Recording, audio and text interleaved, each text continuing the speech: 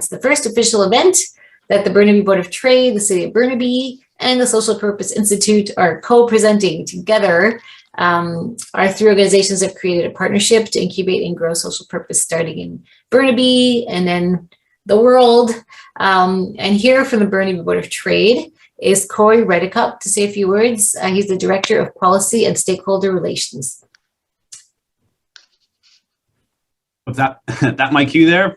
That's your cue, Corey. Perfect. Take it away. Thanks so much. And on behalf of the Board of Trade, we're so pleased to be part of this partnership with Social Purpose Institute, ourselves and the city, and with today's event and going forward.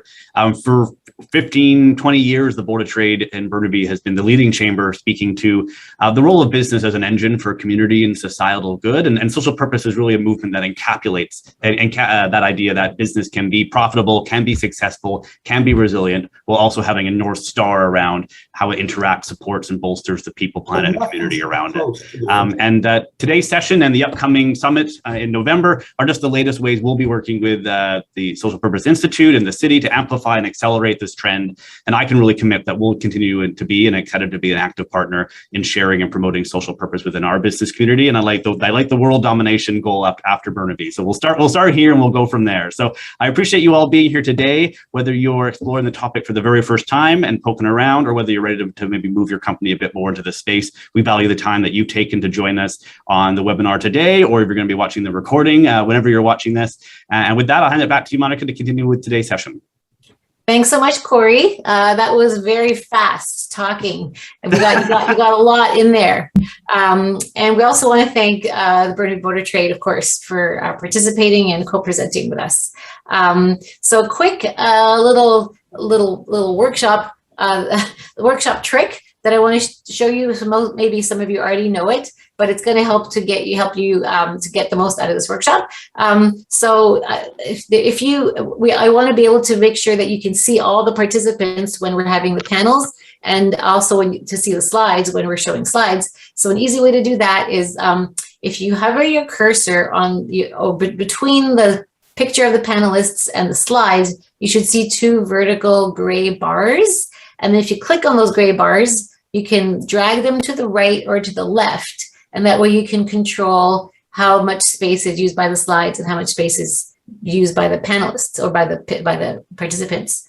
Does that work for people? Maybe turn on your cameras and give me a little wave if it's working. Yay. Okay.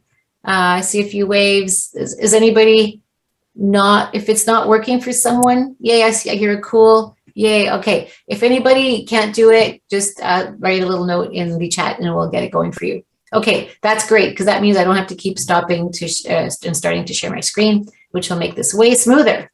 Okay, so on we go. A couple words very quickly about the Social Purpose Institute. Some people kind of wonder, why there's a United Way logo here when we're talking about social purpose. And essentially, the Social Purpose Institute is kind of a spin-off of the United Way. And the reason that we created this spin-off is because our donors didn't want to they wanted to have a deeper way to interact with the United Way. They didn't just want to write a check. They wanted to actually bring their assets and their whole company to the table to create positive social impact.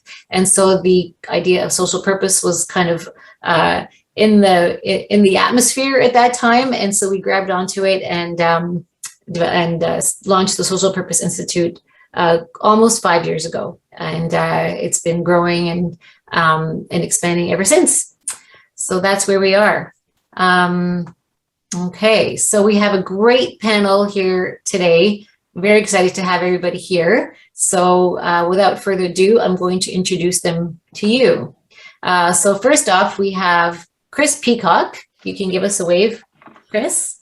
And he is the Chief Marketing Officer of Traction on Demand, which happens to be based in Burnaby.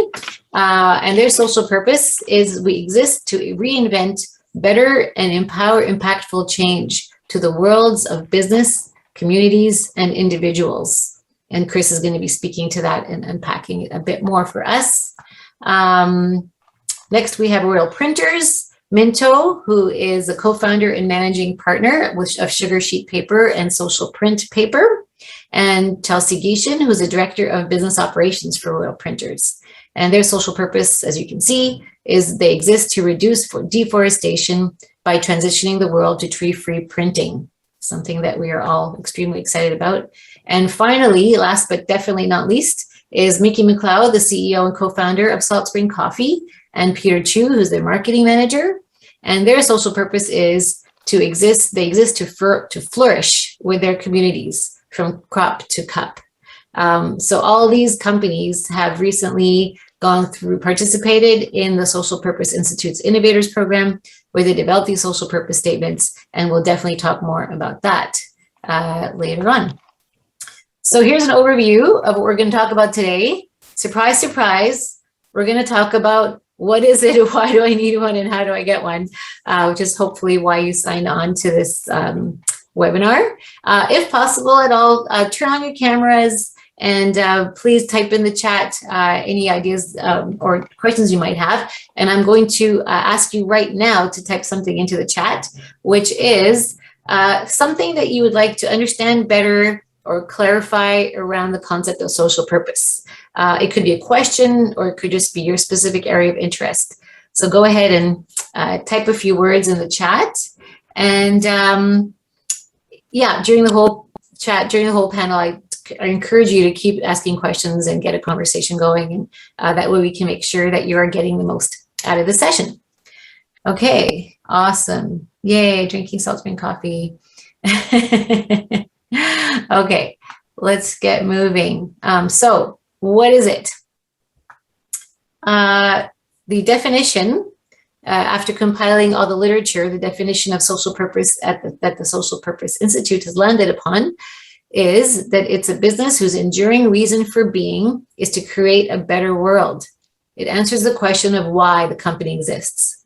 And by having a social purpose as the preeminent mandate for the company, its growth becomes a positive force in society. As the company grows with its societal purpose, societal impact grows. It's a route by which the company can grow itself financially. So that's a lot. For a social purpose business, its purpose, or the reason it exists, is the positive societal impact that it has. And by societal, we mean both social and environmental. So that's our definition. And we will definitely be talking about that more. So sometimes it's easier to talk about what something is not in order to understand really what it is. So essentially, it is not something that it's not possible today. You're not going to achieve it in the next quarter. It's not a wraparound for your existing efforts. It's not a marketing strategy. It's not a social initiative project that you might just throw some resources at for the next couple of years. It's not a slogan. It's not a campaign. It's not cause marketing. It's not even the objective of your philanthropy. And it's definitely not, and it's not the objective of your corporate social responsibility strategy. It's not altruism or morality, or giving back, and it's not philanthropy. It actually sits on top of all of those things. So what is it? It's core to your business model. It engages all of everything that your company brings to the table to provide this, to create the societal impact. It's a lens or a guide for your strategic decisions. It's aspirational. It makes people want to rally and stand beside you and to achieve your social purpose. It's an enduring star quest that is forever pursued. So the social purpose brings all your assets in addition to your CSR work, in addition to your philanthropy, in addition to your employee volunteering. It brings all of that to the undertaking of authentically bringing your social purpose to life. So next, why do I need one? Why would I need a social purpose? So we're going to talk about the business benefits in a minute, but let's just stop and consider for a moment. Why would a business want to define its social purpose? So simply put, once you've identified the positive social or environmental impact that is the reason your company exists, you can develop a decision-making lens that's based on that social purpose. And all your decisions become guided by that lens, as we said earlier. Your strategic business decisions, your hiring, your HR, your investment, your sustainability, your marketing, it becomes a lens to guide you. It's your North Star, especially through these turbulent times. that we're all going through. But now let's go and unpack some of those business benefits that we identified as a result of going through the Social Purpose Institute's research. Oh my goodness. Okay. Just got a call from Ireland. Okay.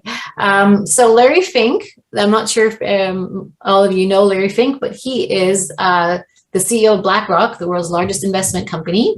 They control about $7 trillion in assets. And about 3 years ago, he started speaking about how, as an investor, he saw that it was essential for businesses to have a societal purpose as the reason that they exist. So he felt that it was so essential that he actually started an organization to help businesses to develop a social purpose. He wants the organizations that he invests in to have a social purpose. He feels that they'll be more robust and better recipients of his investment. Okay, so going on and unpacking these business benefits, let's start with customer commitment.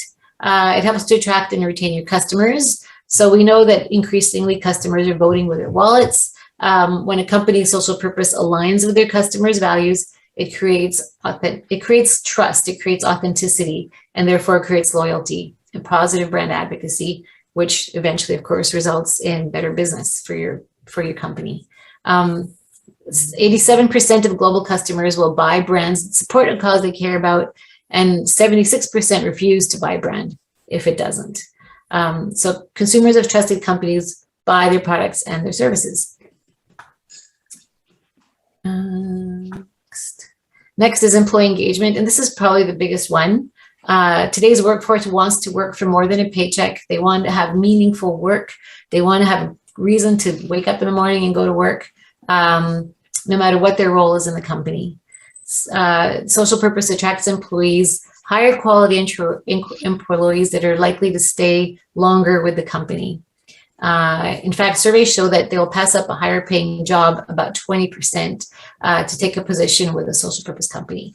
And it's very motivating to give to perform at your peak level for a company that's showing up this way.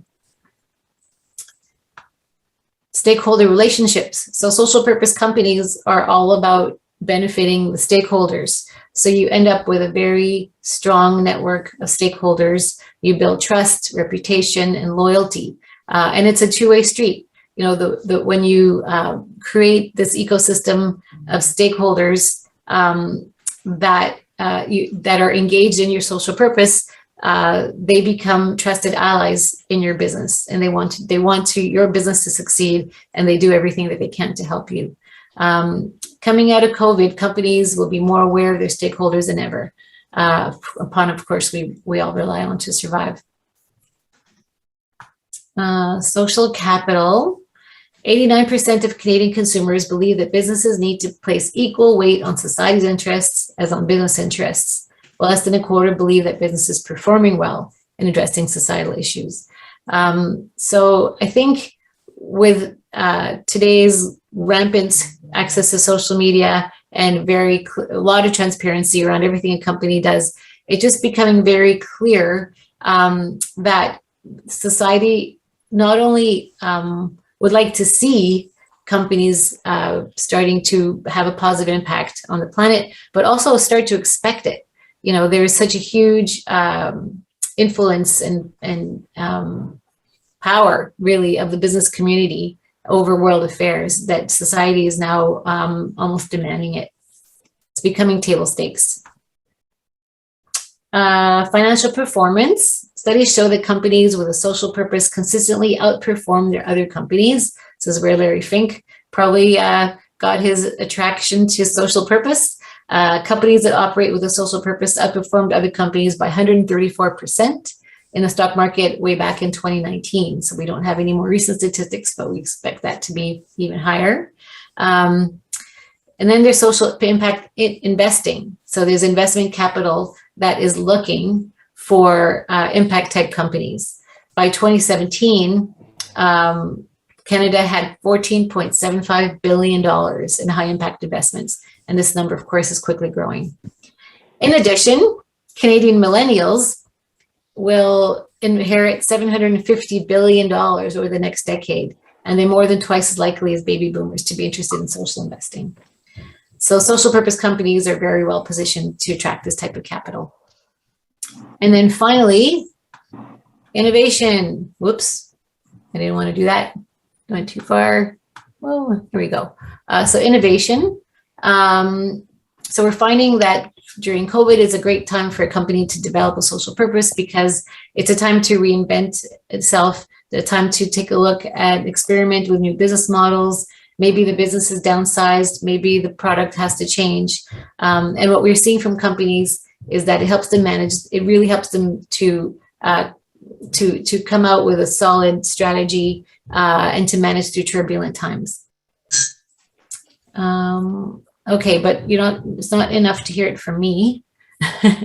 We're going to take a quick poll at this time and just get your ideas on which of the business benefits that we've just talked about is the highest priority for you. So you can choose up to 3. Is that showing up for everybody? Okay, so go ahead and choose your top 3. Okay. Oh, still getting some results. We'll give you another few seconds. All right, and Lorene, show us the results of the poll. Can everybody see those? Okay, so it looks like it's actually a more even spread than I expected, but definitely customer commitment, employee engagement, stakeholder relationships at the top, followed very closely with the other 3. So it looks like they're all important. And now let's hear it from the people that are actually going through this exercise and this journey. So here we go. Let's take it to the panelists.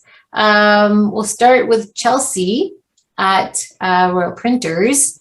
Chelsea, why did you get a social purpose? Well, first off, good morning, everyone. Thanks for being here. Royal Printers is a 4th-generation business, and with that has come a very strong industrial mindset ingrained in our culture. So we have many employees that have been with us for 20, 30, 40 years, and as we move forward, we're really working to break this down and advance our culture to a culture based on strong values rather than just profit.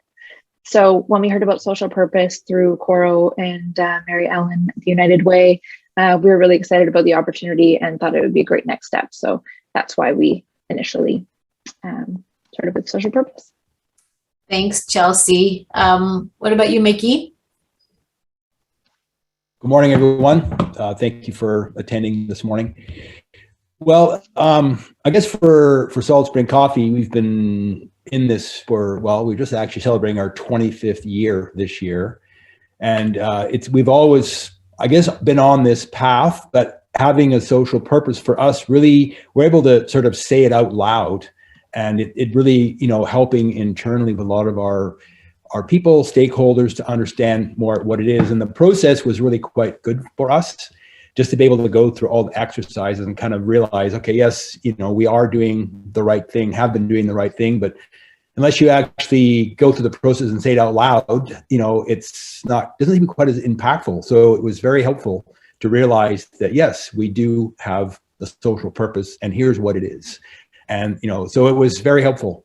I always, we find ourselves in the trenches a lot, don't pull the head up enough and, give ourselves enough credit, I think, for what we do. But the process of going through the social purpose was very helpful. And now we can proudly talk about it. Great. Yeah. So a quick note, often businesses, when the CEO of a business will have kind of a vague idea of what the social purpose is, maybe not be able to put it all encapsulated into one phrase. And so going through this exercise and crystallizing what it is makes it very clear, not only to the CEO, but to the employees and the customers, and to really get that message out there rather than this vague idea that was maybe had by the CEO when they first started the company. It was great to sift through everything and, and come up with it. It was, a very, very clean process. Chris. Where are you? There you are. Why did Traction on Demand develop their social purpose? Yeah, so much like Mickey said, first of all, sorry, I joined my audio by phone just because I'm in a weird place with bad Wi-Fi. But yeah, I'd say the same thing as Mickey. It's about clearly articulating it in a way that everyone can align on it. And the one thing I say is purpose it's not created. It's discovered or mined and then articulated. So that was a big part of that exercise for us, was just putting it in print in a way that everyone can agree, align, and get behind. And then, as we're going to talk about today, like use that as your North Star and your decision lens. Great. Chris and Nate, I just saw a question in the chat, so I'm going to come back to that. Thanks for that. Okay. And so what would be some of the benefits that you've experienced, or unexpected outcomes perhaps, or any effect that is social purpose that you've noticed having on your company? Let's hear from this panel. So actually, Chris, let's start. Since we've already got you, what would be some of the effects it's had so far at Traction? Yeah, so for us, the timing of joining SPI was good because we were just kicking off a brand evolution as well. So it helped. A lot of the questions are the same. And when I first started the process, I kind of said like, hey, I know we have purpose and I can feel it, and I always have, and for 10 years I've been working towards this. But then it came to the point of like, okay, so what is it? And as soon as you start to articulate it, everyone has a different version of it. So it was a good grounding point to go through that and say, okay, so mission, vision, and values that most companies evaluate and reevaluate and look at on a regular basis. It was going a level above that to the why. Why are we doing it? One thing I found really profound when I first joined was we listened to one of the organizations, a print organization that was over 100 years old and third generation, and to hear the third generation individual trying to dig in and articulate what the purpose was for granddad to start the company, for dad to evolve it the way it did, and for him now to take it on and what that is going forward. It was a lot different than us, who have been in business for 10 years and the founders sitting there right beside me kind of going through this exercise. So it was a good grounding. I would say self-reflection, self-awareness from a business standpoint of truly why are we doing what we're doing. Thank you, Chris. All right, let's hear from Minto. What were some of the benefits or positive outcomes for you? Well, there's been plenty of benefits, but I think social purpose has been around, I think, for many decades. However, I think in the previous decade, social purpose, like sustainability, has always been communicated off the platform of obligation, guilt, or the right thing to do. And I think the problem is, if you keep making people feel guilty or obligated, it's likely they're just not going to want to talk to you or interact with you anymore. So social purpose greatly has really grown, and it's important to align with the values of your business relationships that you currently have. And I think that's going to grow in importance and become a competitive advantage. So we've seen the evolution, I think, of social purpose going from obligation, the right thing to do, now a strategic competitive advantage that aligns with the values of your customers, staff, and stakeholders. So we've seen, as you pointed out with what Mr. Fink from BlackRock said, the benefits to HR, marketing, sales. But I think one of the key benefits that we see is that it really has allowed us to customize conversations with customers and stakeholders. You know, we've been able to create new communication, new Q&A scripts that expand our customer and stakeholder discussions that take us well beyond the transactional product and service relationship. Yeah. Because I think if you only have transactional relationships, especially with your customers, you're always going to be at the mercy of price competitiveness or regionality. But building a values-based alignment with social purpose allows us to have more than a transactional relationship with our stakeholders. And it allows us to communicate from the top down versus bottom up. Because if you're only communicating with transactional services and benefit relationships, you're going to go from the bottom up through traditional procurement or administration and move your way up. But if you're communicating on a values alignment with social purpose, it allows you to go in from the C-suites or the ownership level So these are all huge benefits we've seen happening from integrating Thanks, social Minto. purpose. Yeah, so the one that stood out for me is just deepening those relationships with your customers, employees, suppliers, and transforming from a transactional to a more reciprocal relationship.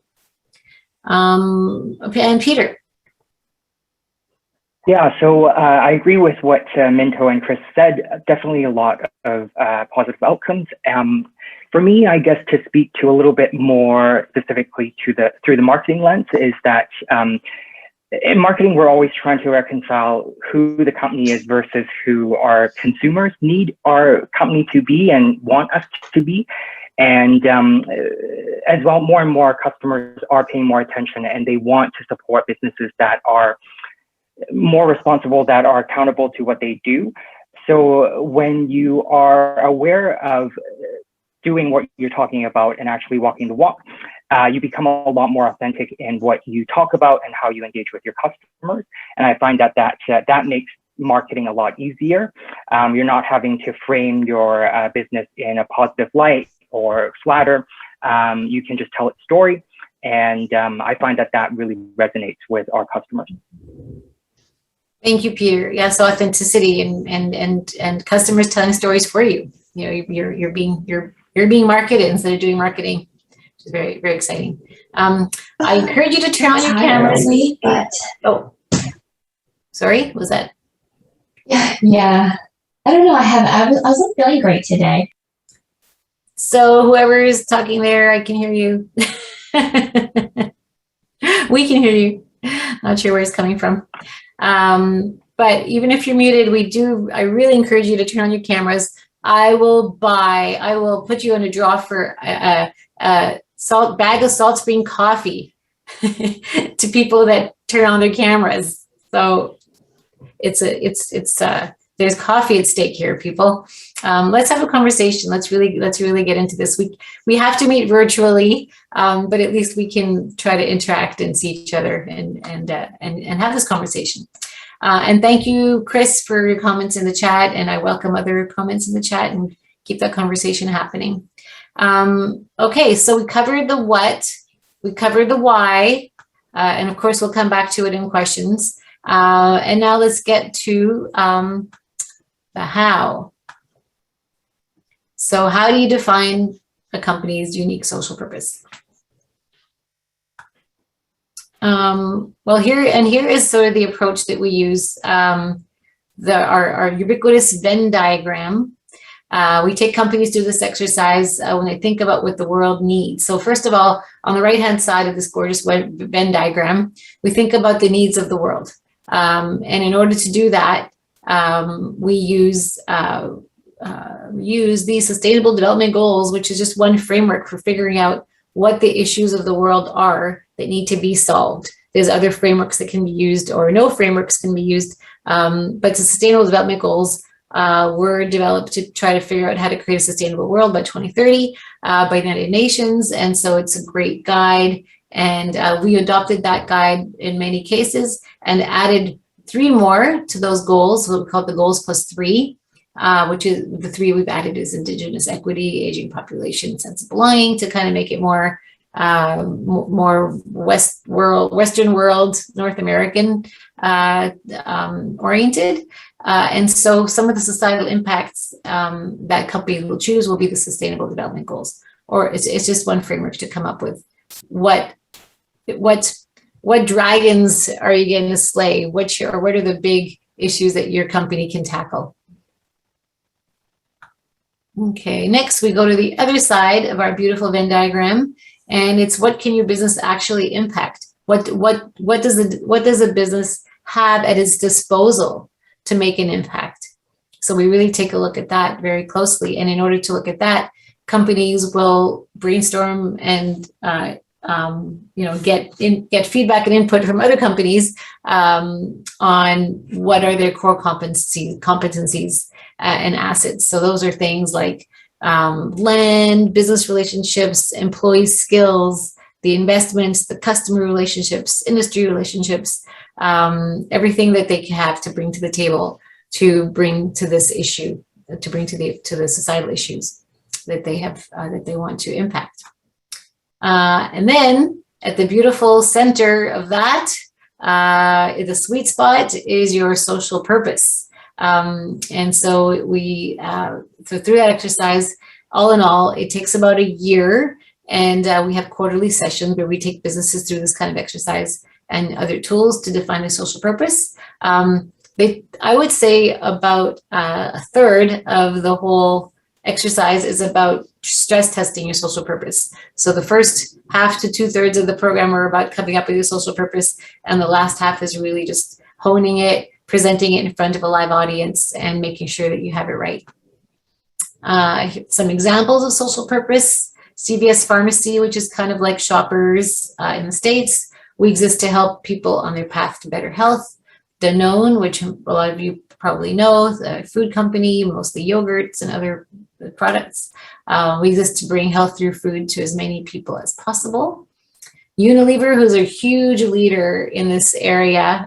If you are interested in learning more about social purpose, I would highly suggest Googling the Unilever journey. We exist to make sustainable living commonplace. And they came up with that by really going back to their origin story, their founding story. And then BASF, a company we all know and love, we exist to create chemistry for a sustainable future. So that's some of the nuts and bolts. It's probably clear as mud right now about how you actually come up with a social purpose, but we're gonna enlighten you with some stories from the trenches here. So coming back to our panel, Chelsea, we'll start with you again. What were some of the outcomes of going through the process for you? Just going through these steps of defining your social purpose. Yeah, I mean, I think one of the most significant outcomes that we noticed was the alignment of our management team. Once we developed our social purpose, we really started using it in meetings and goal settings. And when creating our goals and objectives, we continually ask ourselves if the tasks we're setting out to accomplish will help us to achieve our overall purpose. So it's been extremely helpful keeping us united and ensuring we're all moving in the same direction. The other thing we've been focused on is integrating social purpose internally first rather than externally and marketing it to the masses. We want to make sure it really takes hold internally first. So we've started incorporating it into our employee reviews, team and management meetings, in our employee handbook and during the hiring process. And so one thing I've noticed is a huge increase in the number of applicants showing interest in our social purpose.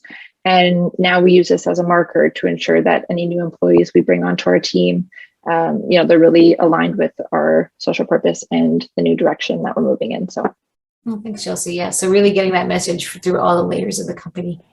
Mm-hmm. Mickey, what was the process like for your organization? Unmute. Well, I guess part of it, I really enjoyed the process of going through and sort of there's so many pieces to look at, and using the millennial goals as part of it. That it's sort of like, where do we want to? What's the highlights for us? Because it ends up there's so many pieces to go through. So working with a group of people, like-minded people, like the cohort we are in, and being able to share some of the strengths and weaknesses of each company and define what was strong for us. I really quite enjoyed that process because there are so many things that you need to do and to be able to, sieve it down into, a social purpose.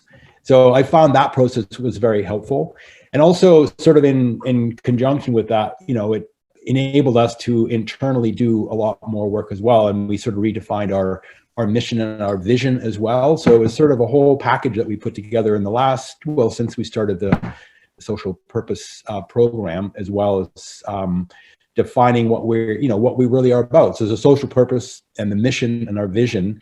It really helps. We've got that clarified. Over the years, we've had many different ones, but just being able to condense it down into a much more concise package was very helpful. And I wasn't as involved in the whole process as much as Peter was, but the part that I did participate in, I really liked the process. And we got hit with COVID, so unfortunately, had to be virtual in some of it. But I really found it very helpful, the process that the Social Purpose Institute is going through. So I would encourage anybody that's interested in wanting to do it, that this is an amazing program to get involved in. And you are going to be, in the same camp with like-minded people.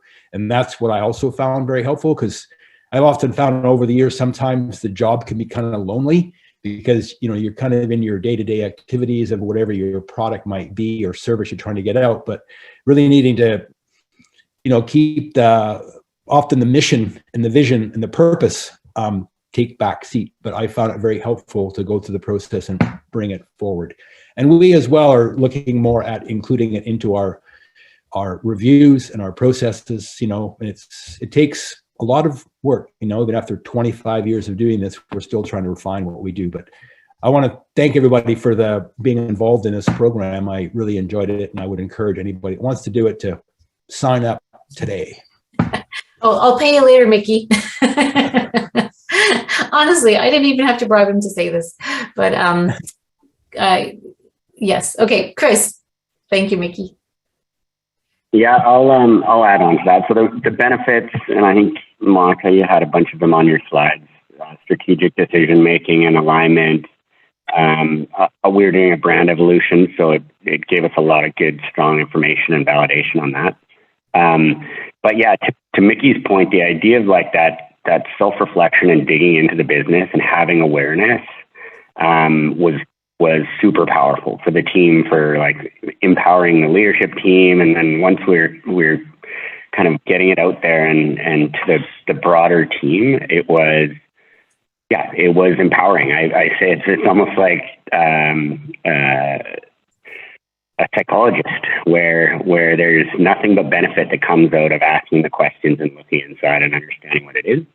And then the benefits of having that clearly articulated, it does roll into recruitment and retention of people. And like, yeah, we fold it into onboarding. We make it, I think one of the questions in the chat, like we do that as part of promoting roles when we're trying to attract talent. It's one of our biggest challenges right now. It's finding, attracting, and onboarding talent. So you put that out there, and back to that original point, it becomes a strategic differentiator when someone's deciding between you and your competition for a place to work or a business to partner with, or a service or product to employ.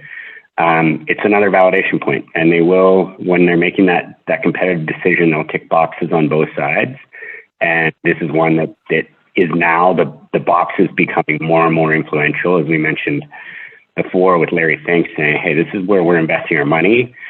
It's not the only point of decision. Like, obviously you need to have the metrics and the numbers and everything to do it, but it is a really strong point, and one that is getting more and more focused from buyers. Yeah, Chris, it's I mean, it is currently a differentiator, and we hope that it will become ubiquitous. And but right now, at this point, it's still the visionaries and the leaders and the progressive companies that are leading the charge on social purpose. Yeah, and I think there's one other thing I'll just kind of mention on that it's a key part of this is you need to have the buy-in. This isn't an exercise that can be done from a CSR group or an impact group within the business. You need to have the buy-in. And for us, we have access to the founder of the organization. For other people that were in our forum, they're like, it was decades old organization, and they have leaders of the organization, but the founders might not even be alive anymore, but they're kind of digging into what that is. So you do need to have that alignment and have people on board to going through the process and being willing to sit down at the table. And as I use that analogy of psychology, like being willing to come to a few sessions and actually dig in and ask the questions and being willing to have some of those conversations. Thank you, Chris. It's great. Okay, last question for the panel. Actually, before last question for the panel. What do you wish you'd known before you started this process? Peter, let's start with you. One thing I wish I'd known, and I think this was mentioned to us at the beginning, but the whole program is, I believe, about 14 to 16 months. And you think it's a long kind of timeline and you have a lot of time to kind of work on that social purpose statement. But it does go by a lot faster than you think. One thing to add on to what Chris said is the internal buy-in and involvement is a positive outcome from all of this work, and to make sure that you do involve the entire team, and you make sure that you can give them enough time to give you feedback and input. You do get as much out of it as you put into the work, and I feel like we got a lot out of it, and it definitely is a commitment. It's not so much kind of like a side project that someone can just take on. However, you don't have to do it alone. You can ask for feedback and from your team, from your suppliers, from your vendors, and they're really willing to give you that honest and constructive feedback. So I find that that was something that I wish I had known to give maybe a little bit more time, so it wasn't as rushed. But even then, our team gave us pages and pages of feedback of what they thought, values that aligned with them, how they thought we were doing as a company in terms of being responsible. And I find that if you are busy in a small business environment, you tend to prioritize urgent work over important work, and social purpose is important work. So to be intentional about putting in the time there, it's worth it. Words of wisdom. Minto. When we started on this journey, we're in an industry where we're trying to create a world that never uses trees to make paper and packaging, and we're competing against global giants and incumbents. So I think initially what I wish I would have known is how naive and ill-equipped I was to recognize how hard it would be to get ideological agreements or values alignments with main customers especially, and to drive action and execution and standardize KPIs of social purpose within an organization and recognize and help them share it. So, I just thought that, hey, we're committed to social purpose and sustainability. So, hey, let's just make a tree-free paper that looks, feels, performs, and costs this similar to traditional paper. And it should be a no-brainer. But it wasn't a no-brainer, because I think we all have to recognize there are traditional incumbents in every single industry sector that have a vested interest for no change to occur, to keep the incumbent solution as a part of, the majority of the market. And what do you wish you know when you started? that it was going to be hard to take social purpose and communicate it. Everybody agreed with it, but then how do you drive action from it? Mm. That's the difference. Is that ideological agreements are easy now. It's how do you drive execution? So the idea is hopefully your social purpose can rally people around you. But yes, that's a huge challenge. Agreed. Yeah. Okay, we're running a bit short on time, so I'm going to pass the baton to Chris. What do you wish you'd known before we started? Yeah, I'd say the one thing is how much time I would spend thinking about it. And not just, it's not about the effort and time in the exercises, but it is like we say purpose is personal. And when you're trying to create a corporate purpose for a community of people and individuals that have a mission and a vision as an organization, it really makes you think about, like, for us, we're 1,000 people, and you have to be considerate of all those 1,000 people, and every single word you write needs to come in a way that is going to resonate with every single one of them. So you're trying to bring together the thoughts and the voices of all those people into one statement, and not just that group, but the thousands of more that are going to join in the future. And so it's, there's a lot of pontification, if you will, and a lot of contemplation about how do you do this and how do you get it right? How do you articulate something that you feel is so solid and secure, but how do you articulate it in a way that people are going to agree with that? So. Thank you, Chris. Okay, we're going to wrap it up with one thing from that we can do today. A couple of words of wisdom from the panel, and then we will have a little bit of time for questions. So, Mickey, how about we hear from you first? What can you do first? Well, I guess. What can we do right now? One thing we could do now. Yeah, like right now. Well, I guess it would be. I mean, I'll guess it's here. They've got some, they've got some interest in what it is that's important to them. So I would say just start with what that is. I always personally, I get really curious about things. So I start, asking questions, poking around, doing some research. So I would suggest that, anybody that's interested, just start doing that, like asking questions, meeting with people, finding somebody that, maybe you could mentor with that, and get behind it. But, always, look and see what other people are doing and ask for some help or some guidance, some direction is what I would do. That's how I go about things. Get curious. Get curious. Chelsea. It's actually basically exactly what I was going to say, but yeah, I think growing your curiosity internally and, starting those conversations with the management team and, making sure that there is buy-in. And if there's not, and you feel really strongly about it, perhaps reach out to a member of the SPI team or one of us, one of the alumni of the program, and see if there's anything we can do to help you gain more buy-in. Awesome. Thank you, Chelsea. Peter. One thing you can do today to start observing, to start paying attention to what matters to your customers, to your team, and see, chances are you can't solve every problem in the world. You can't contribute to every cause, but if you can identify those that are relevant to your team, your company, your customers, ask yourself if you're doing enough in those areas, and if you'd like to do more. I think that'd be a good starting point. Excellent. Minto. I certainly agree with my colleagues. Just start to have internal discussions with your team as to what's important and where you can make a meaningful contribution. Maybe also explore discussions with your customers, key suppliers, stakeholders, investors. Really gain an understanding, if there's a mutual social purpose that you guys can all drive together. I think that's a simple way to start. And I like Chelsea's idea, get some help, whether it's from an alumni or people at, like Monica at Social Purpose Institute.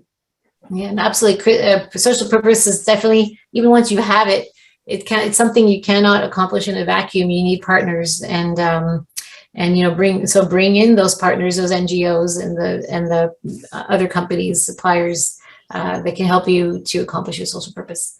Chris. Yeah, I think what I was going to say, I'm realizing is kind of the exact same thing everyone else has said, is ask the question why. And when you start going in, you start enlisting people to help you with that. I mean, the SPI program is great because it formalizes it and gives you some good solid structure to reaching out to customers and partners and board members, and it's great, but it just has to start with the question why. And before we even started the program, I asked Greg one day, I was like, why? Like, why are we doing this? Why? And it's growth, and okay, well, growth, but why? And that whole idea of a child can really frustrate you because they can keep asking the question why, but start it with yourself, start it with your team, with your leaders, with your colleagues, with your peers, with your customers, and just start asking the question why. Awesome. Thanks, Chris. Here's some of the businesses that we worked with in the past, and hoping to expand our network and to have people, again, collaborating and working with each other. And with that, I'd like to thank you. We'll have a few. Let's take a few questions. So I think Mamali, you had your hand up. Do you want to start? Yes, thank you, Monica. First of all, special thank you to Burnaby Board of Trade, the presenters, wonderful panelists. So along the line of what Mickey mentioned, I'm curious on this specific question, which is when you run a social purpose business, you're doing a lot of good that is not necessarily portrayed in your financial statement. In my line of work, which is evaluating businesses when they get closer to a potential exit or sale, Just as curiosity, how would the owners of such social purpose businesses want that reflected in their valuation? Thank you. I'm going to jump in for just a moment and then let somebody from the panel also express their opinion on this. But it's interesting that you mentioned this because we have a investment firm, Baker Tilly, as one of our past participants, and they have developed a white paper to talk about exactly your question. And we are currently also doing a project with UBC in order to measure these metrics. Basically, if you can't measure it, then you can't communicate it. So this is all brand new still. There's no manual or Bible on, this is the percentage extra valuation you have if you have a social purpose. But we are starting to develop these metrics and really measuring the financial ROI. Yeah, Baker and Mike, yeah, I know them, and it's a great thing that you're doing. It's just more, I want to hear from the owners of such businesses how they see that valuation, because they may not necessarily put that much emphasis into that, valuation per se from the point of view of the valuators as well. So thank you. I'll speak to that. It's actually one of the things that's I've been concerned with for a long time, and I've noticed that, in traditional valuations or banking, that any social purpose or it's not valued the way it should be. So, in our case, I'll give you an example. We spent $6.5 million in 25 years on social fair trade and organic premiums. That is because it's the right thing to do, what we needed to do, but that does not get recognized. It's an expense. It doesn't go on the balance sheet, so there's nothing there. And I think the day when financial institutions actually value it, it's going to change the dial quite a bit. But so we're, often competing with very conventional businesses as well. But because we have a social purpose and very committed to that and have been since the beginning, that it is very frustrating trying to talk to a bank, and then they look at your financials and your bottom line is maybe smaller than it should be. There's still a bottom line, but it's not as straight, or other assets, or you invest in social purpose initiatives. That is an expense. It's not an asset. So when that day happens, I think this is a great opportunity for credit unions to do that and start that process. We're also a B Corp, the first, since 2010. So at all of those things, so all of the work we've done for 25 years is not recognized financially, other than our financial performance. We're just going through a process right now, and that came up, and I actually got quite bothered by it. That, after all of these years, it's not recognized financially from a financial institution.